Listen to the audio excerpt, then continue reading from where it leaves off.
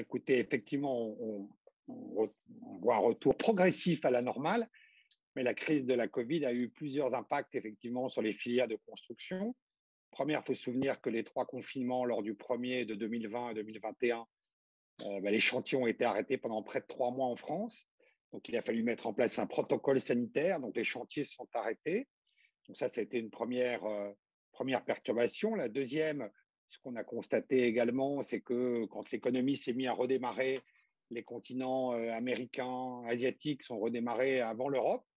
Et donc, les filières d'approvisionnement de certains matériaux de construction qui sont des marchés mondiaux, ces continents se sont servis avant l'Europe. Donc, on a eu une deuxième perturbation qui a été des ruptures de certaines chaînes d'approvisionnement sur certains matériaux, le bois, le verre, l'acier, soit des chaînes interrompues, soit des hausses de prix significatives. Donc, ça a été une deuxième perturbation qu'il nous faut gérer progressivement. Puis on a un autre sujet sur les sujets de construction, alors qui est assez endogène, spécifique à la France, c'est la chute de la délivrance des permis de construire, qui vient un peu perturber les volumes de construction que nous avons à gérer, puisque post-élection municipale de juin 2020, on a pu constater une chute, et dans certaines régions assez significative, du nombre de permis délivrés, donc beaucoup de perturbations en 2020 et début 2021. On ne revient que très progressivement à la normale.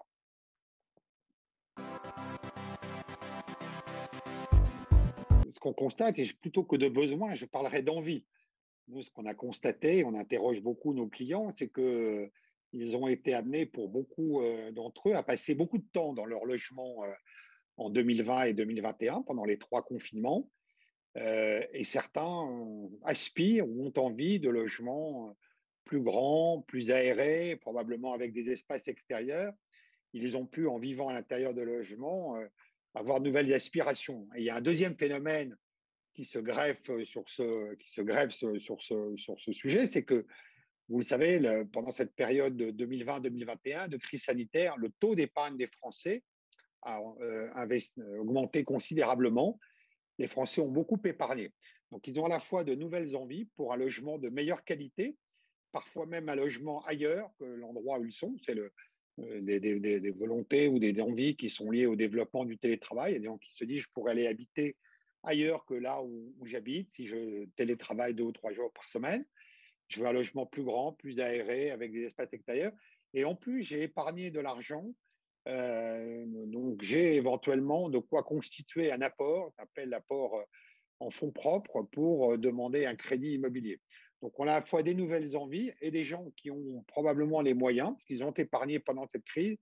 Donc, on a des éléments très positifs en ce qui concerne la demande d'appartements, de nouveaux appartements pour les mois et les années qui viennent.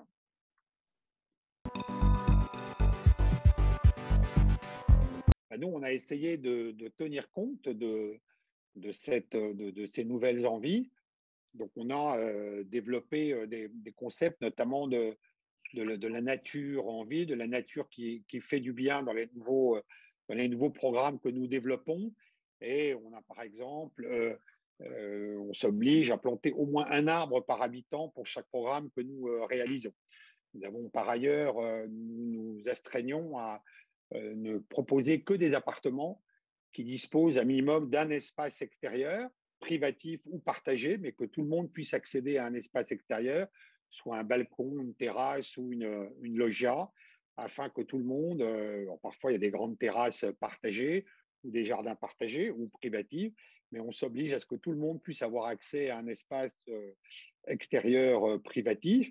Et puis, on a proposé, notamment, puisque on voit bien que ce sujet de la nature en ville est un sujet qui augmente dans les envies et les préoccupations de nos clients.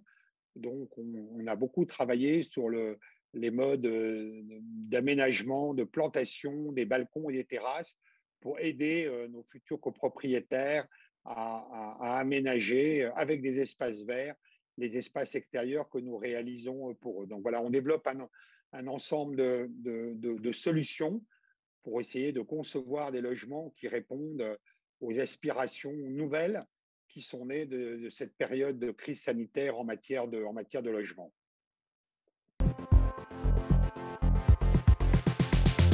Alors, la Commission européenne, mais même également, j'ai envie de dire, le gouvernement français, dans le plan de relance, vous avez vu que sur les 110 milliards du plan de relance, il y avait une somme supérieure à 4 milliards d'euros donc, qui était allouée à la rénovation thermique, notamment des bâtiments publics. Vous avez vu également que le dispositif MaPrimeRénov', qui s'adresse aux particuliers qui veulent rénover leur logement sur le plan thermique, a connu un énorme succès. Plusieurs centaines de milliers de primes ont ainsi été distribuées. Alors, pour ICAD, c'est pas vraiment notre champ d'opportunité, puisque, à part pour les grandes rénovations des grands bâtiments publics ou tertiaires, nous n'avons pas vocation à aider, je dirais, les particuliers à rénover logement par logement des logements anciens qu'ils peuvent occuper.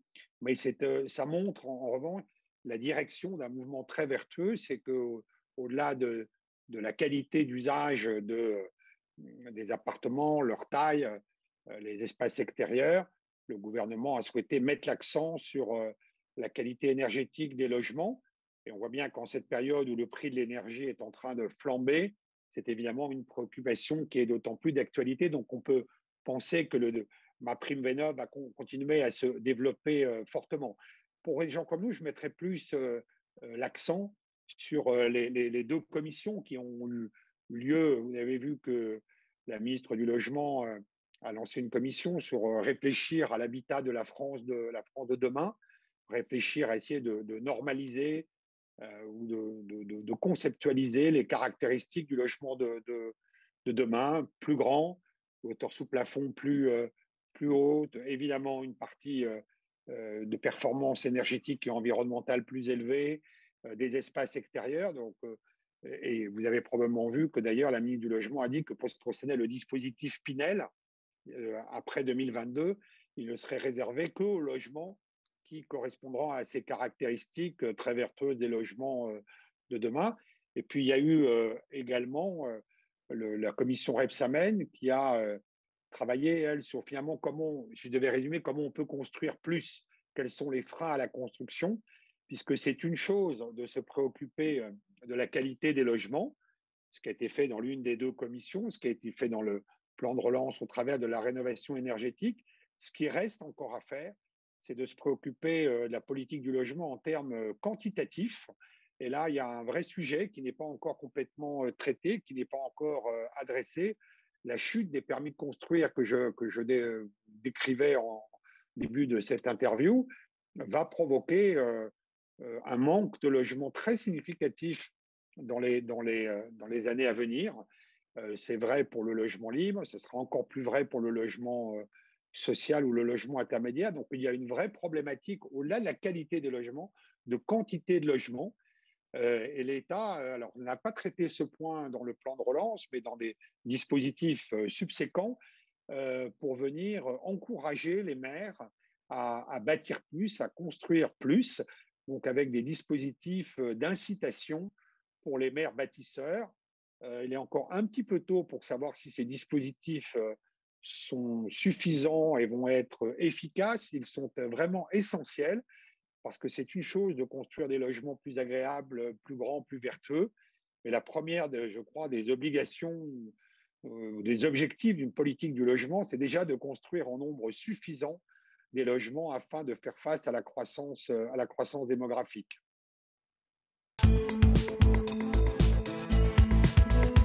J'ai envie de dire, je l'espère, mais je n'en suis pas sûr. Je l'espère parce que c'est l'une des préoccupations majeures des Français.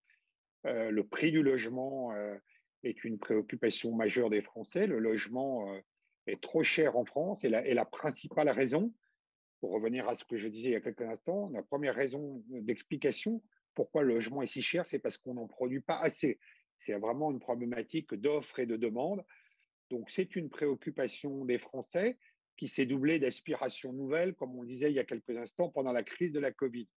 Donc, il n'y a pas de doute, je crois, que dans la préoccupation des Français, le logement est l'une de leurs préoccupations majeures. Est-ce que ça en fera un thème de campagne pour les candidats à la présidentielle? C'est un petit peu trop tôt pour le dire. Ce qui est sûr, c'est que le logement est souvent considéré comme une problématique relevant des élus locaux, des maires, plus que des gouvernements, puisqu'en France, les permis de construire, ils sont délivrés par les élus locaux. Donc, j'ai envie de dire, malheureusement, je ne suis pas certain que le logement soit un thème central de la future campagne présidentielle. Probablement le logement social, puisque les besoins là sont énormes. Vous savez qu'en certaines régions, les attentes sont entre 7 et 10 ans pour avoir un logement social. Donc là, on sait bien qu'il y a une attente considérable des Français dont le pouvoir d'achat est le moins élevé. Donc on parle parfois un peu de logement social dans les campagnes présidentielles. On parle plus rarement de logement libre. Je trouve que c'est un petit peu dommage parce que c'est encore une fois une préoccupation majeure des Français, au même titre que l'éducation ou que l'emploi. Et donc, on ne peut que former le vœu que ça le soit, que le logement soit un thème de la campagne présidentielle. Mais force est de constater que si on regarde les campagnes précédentes, c'est rarement un thème central des campagnes présidentielles.